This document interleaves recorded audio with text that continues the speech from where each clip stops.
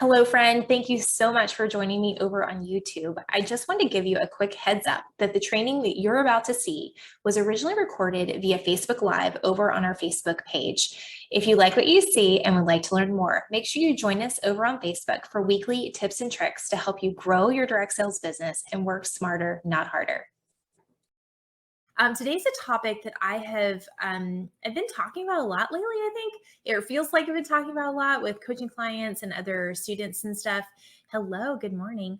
And so I wanted to just kind of share some thoughts on it and just kind of share my own personal insight of what worked for me when I was in the field, what kind of how I think about things now as a business owner, that sort of thing. So again, one of the things I've heard a lot recently is that I think about direct sales in a different way. I've heard that from a lot of people. It's like, oh, well, you think about direct sales differently, or what you're saying is different than what my upline or what my company is teaching.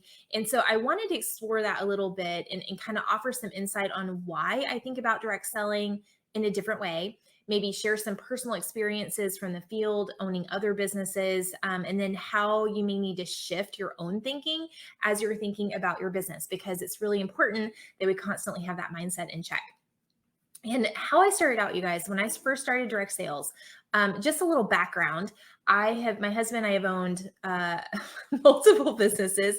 We have owned online businesses. We have owned brick and mortar businesses. We have done lots of things. We have been business brokers, or we have bought and sold businesses, for other people, kind of like a real estate agent. We have lots of family members that are business owners. My family is actually farmers, so they've owned their own business, ever as long as I can remember. So we grew up kind of in this entrepreneurial world, and we made stupid mistakes. Okay, we made some dumb mistakes, but we also did some things really, really well.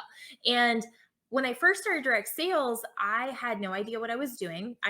We had owned brick and mortar and online businesses, but this was completely different because I had no control over products. I had no control over lots of different things. It was just different, right? But I did know that I wanted to think about it as a business. So slowly and systematically, I started kind of digging into what are those specific areas of my business that I need to figure out? How do I figure out what works? How do I figure out what doesn't work? And people say, all the time, you guys hear this probably, well, you need to work on income producing activity. Well, what was that? I didn't even know. I was like, what is income producing activity in a direct sales environment? I have no idea, right? And so I took a lot of trial and error. And before I kind of dig into this about thinking about this like a business and how you should be thinking about it like a business, I also want to recognize that we live in a gig economy right now. And if you don't know what that means, it's kind of this side hustle between like Uber and DoorDash and Instacart and all these other things that you can just kind of pick up and do as you want and then not do as you want. Okay, we're kind of seeing that in the job market right now. There's lots of people who just want a side hustle. And I'm totally fine if you want to work your direct sales business as a side hustle. I'm all about you working your business however you want to. I have no issue there. But if you're like tuning me out because you're like, well, my business is just a side hustle, I want you to be successful in your side hustle. Okay. I want you to be successful in what you do because I want you to get paid. All right. If you do DoorDash or Instacart or any of these other little part-time jobs, part-time gigs, guys, you want to make money, right? You wouldn't keep doing it if you didn't make money. And there seems to be this kind of epidemic and it's been there for years, among direct sellers where it's like, oh, well, I'm just happy I don't have to put money in this month. No, like, can we flip that around, please? And let's like start actually making some money in our businesses because there's nothing wrong with that. You're running a business, you're offering a product, you're offering a service, stellar customer service and support for your customers. There's no reason you shouldn't make money. Okay. So I want to dig into 6 ways that I thought about my own direct sales business or learned to think about my own direct sales business, how I think about my business now, kind of how that segues, and then how you might need to shift how you think about your own business. The first one is I believe in treating your direct sales business like a business. I think that's pretty obvious, right? So what that means, though, I want to dig into that a little bit more. What that means is you have income and expenses. A business has to evaluate what money is coming in and what money is going out. There's kind of profit and loss, right? There's this profit and loss statement. There's balance sheets. There's all these other things. And I'm not saying you need really complicated accounting. I have a background in accounting, so I kind of get all nerdy about that. But you need to focus on like building, knowing how much money is coming in and how much money is going out, which means you have to start paying attention to what's actually producing money. What expenses do I have that aren't actually necessary? Okay. And if you struggle with the income and expense side, go back to our training that we did a few weeks ago with Direct Sidekick, and they are an accounting software directly or specifically for direct sellers. So they have really simplified all the complicated accounting software that's out there. Okay, and made it into something that you can use just for your direct sales business. So again, treat it like a business in that I need to see some numbers. I need to see income. I need to see expenses. And if I'm losing, if I'm spending more than I'm making, any normal CEO would be like, whoa, whoa, whoa, we got to fix some stuff, right? We got to change some things. But instead, we kind of keep this, oh, well, it's just a side hustle. It's just a side gig, whatever. No, no, no. Let's actually make some money, friends. Let's actually make some money. Second one is I believe in evaluating data. And that kind of goes along with that income and expense reconciliation, or if you want to call it, or looking at those things, is what's selling, what's not, what's working, how can I make it work better? We've talked before about this 80-20 principle. And the 80-20 principle is essentially that there's always going to be a top 20%. But a lot of times we get caught up in that bottom 80% and just trying to drag those things along instead of instead of doubling down on that top 20%, what are the things that are actually working? And let me double down my energy on those, because there's always going to be a top 20%, always. And it's almost like a law of nature. If you guys haven't done it, I would do some research on that. It's pretty cool when you start to look at, there's always a top 20%, and then there's a top 20% of that 20%, and a top 20% of that 20%. So you can start to double down on the things that are actually making income, the things that are actually working. Make sense?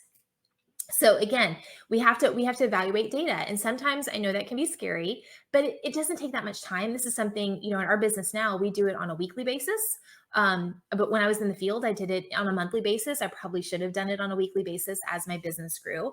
But hindsight's 2020, right?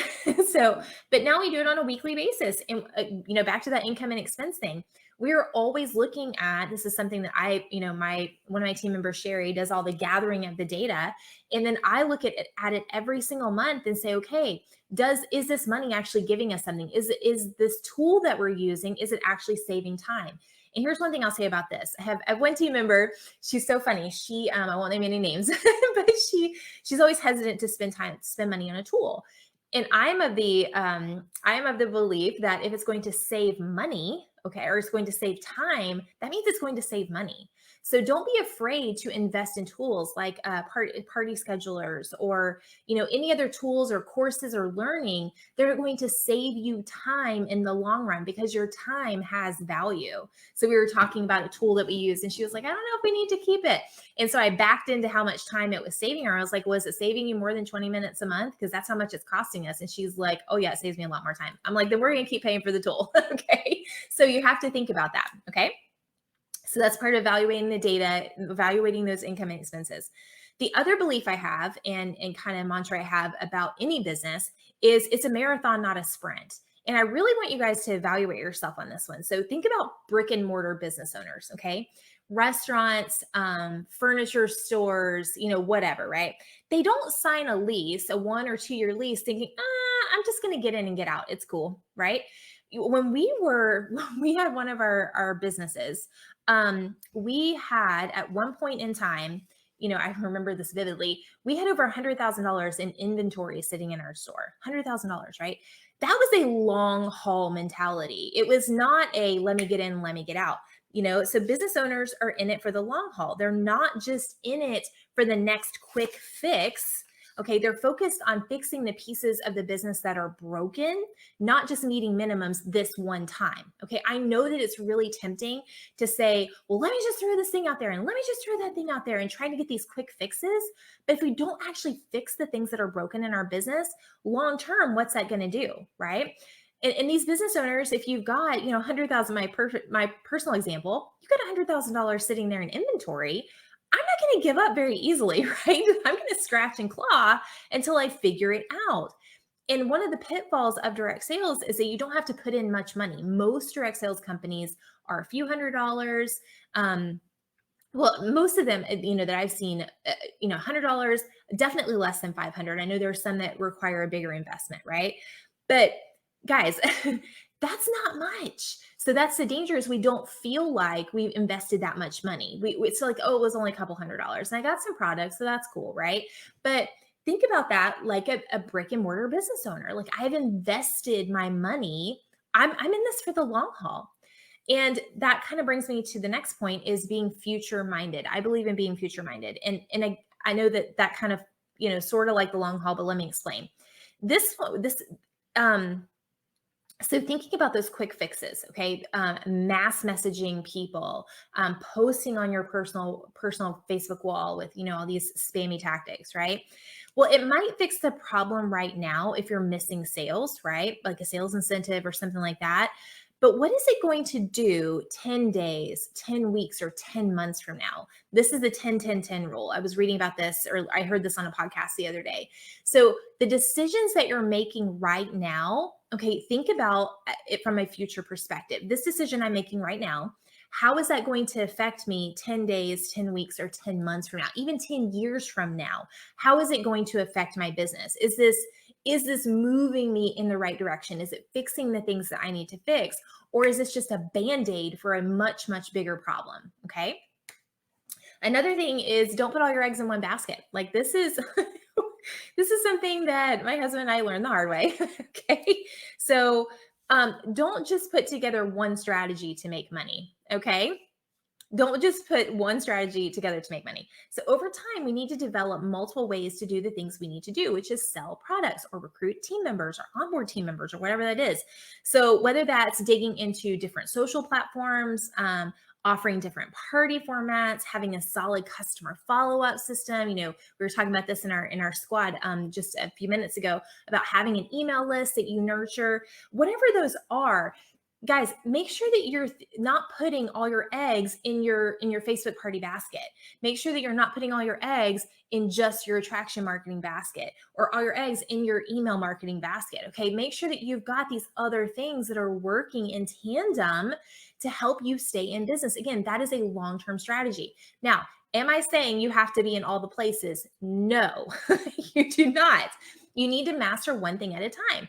And I always tell people if you've got a party plan business, start with the basic foundations of the business, booking, host coaching, party content, and then recruiting, right? Selling and recruiting.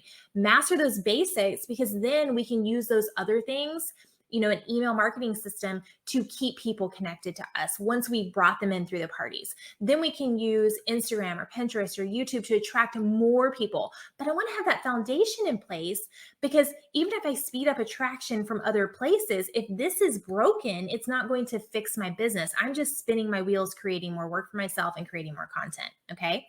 So we want to make sure that we've got some other baskets that are feeding our business. All right. And then another belief I have, and this was a trap that I fell into when I was in direct sales, and this is nobody's fault but my own. I'm not blaming anybody, but I no longer believe in an all or nothing approach. And what I mean by that is that your goals, incentives, whatever it is that you're working on in your business, okay, it cannot be all or nothing. Okay, your business cannot be all or nothing. And that kind of goes back to that future minded, right? Is having this long-term mentality. Most of us went into direct sales for some sort of help for our family. When I first started direct sales, I was homeschooling mom, 4 littles at home, and I'm still a homeschooling mom. They're much bigger now, ginormous now. But what I wanted was something for myself. I just wanted $500 a month that I could use for vacations. We could use to go to Disney. I could take my kids on fun field trips and not have to worry about pulling that money from our personal budget. And, it morphed into way more than that, okay, over time. But a lot of that was because I had this all or nothing approach. I was like, I have to be all in 100% all the time. And that's not the truth, you guys. Are there seasons of hustle? Absolutely, there are seasons of hustle, right? And if you're in a season of hustle, I say hustle on, like just get it done. Go after it, right?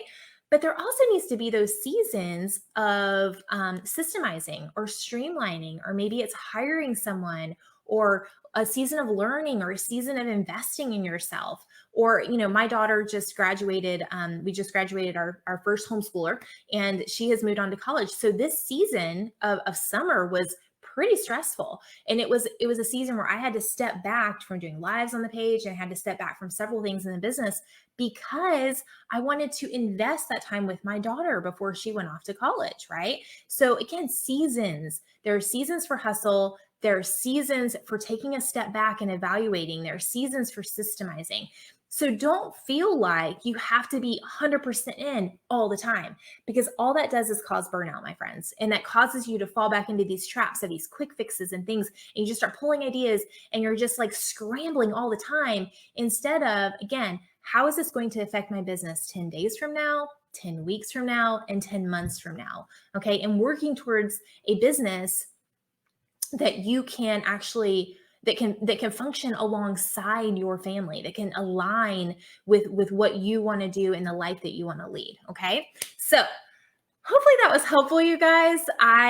This was something that was kind of weighing on me. I was like, oh, we need to talk about this, because I've had so many people say things like, okay, well, you do business differently. Why? I don't know that I do business differently or I teach differently, but I want you to be in this for the long haul. I want you to have a business that's sustainable and that's predictable and that can actually change your family. Our team and I, we talk a lot behind the scenes, and one of my business besties told me, she's like, you need to work with, this type of direct seller, this type of leader, and these high-end leaders. And I'm like, but that's not my heart. My heart is helping direct sellers in kind of that emerging leader or new leader phase where you're making less than $100,000. I want to help you get past, the roadblocks and the time blocks and the mental blocks and the mindset blocks, so you can actually scale to an income that makes a difference for your family. Because let's be real, you guys.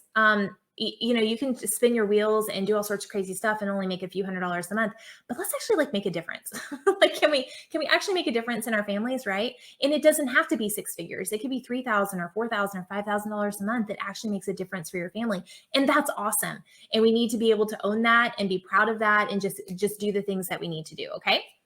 All right, guys. So Emily said, do you have a video on shifting your biz? So Emily, if you're still on, shifting your business from like a hobby to a business. Yeah, I think this one would probably fit. I'm assuming that's what you're saying. Yes, is actually start thinking about it like a business, like what's working, what's not, how do I fix the things that aren't working right now?